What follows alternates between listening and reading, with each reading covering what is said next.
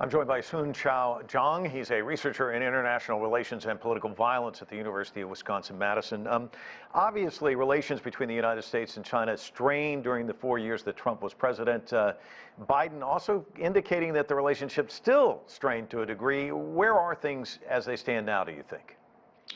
I think just hearing the remark, it's really surprising and refreshing to see a world leader talking about exercising empathy towards other countries. And in terms of if the United States now have a leader that is willing to understand where China is coming from and China's concern and interest, that would be a very positive factor in preventing the further escalation of dispute between China and the U.S. and it also help avoid any misunderstanding between China and the U.S. on sensitive sovereignty issues like Taiwan. However, it is important to note that empathy alone is not enough. Dovish leaders like Biden are more vulnerable to domestic attack on being weak on foreign policy. As a Democratic president coming from this traditionally more dovish party, Democrats often have to overcompensate by doing hawkish posturing on issues like human rights, and this is likely to become a key challenge in the next 4 years. What do you make of Biden and Xi spending 2 hours on the phone talking, especially given the fact that the talking between the leaders during the Trump administration had just kind of gone downhill through much of those 4 years with the battles over tariffs and the trade war? I think the resumption of dialogue between the two nations at the very top level is definitely very encouraging in terms of kind of at least stating what the concerns and interests of the two countries are.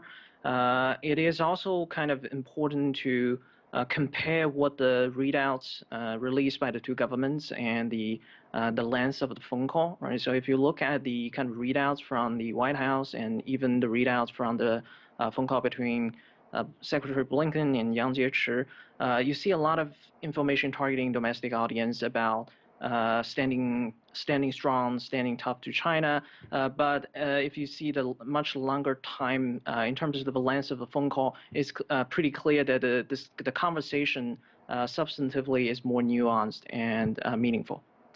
Huawei, WeChat, TikTok, we know that tech's also been an area where there's been a great deal of friction in recent years. Do you see that improving much?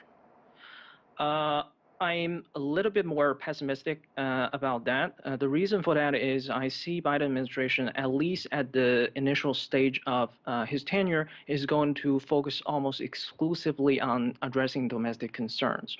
So the good news about that is there's unlikely to be new sanctions, regulation targeting Chinese firms like TikTok and Huawei. But on the other hand, because his focus on domestic politics, it is very unlikely that he is willing to spend political capital on rolling back some of the existing policy by the Trump administration.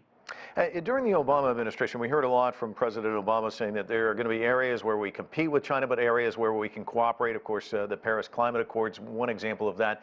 Do you think that Biden will also try and tack in that direction? I believe the existing signal we see from the White House does indicate that the new administration is willing to work with China on some of the issues, such as the post-pandemic economic recovery, as identifying new strains, controlling the further threat of the pandemic. So that's one area of cooperation for the two countries. Another potential area would indeed be climate. During the election campaign, Biden has made addressing climate change one of his key policy priority, and it is nearly impossible for the United States to achieve any meaningful progress and agreement on climate change without somehow working with China, figure out a way to work with China. Interesting take on things. Xunchao Zhang joining us. Thanks so much for your analysis.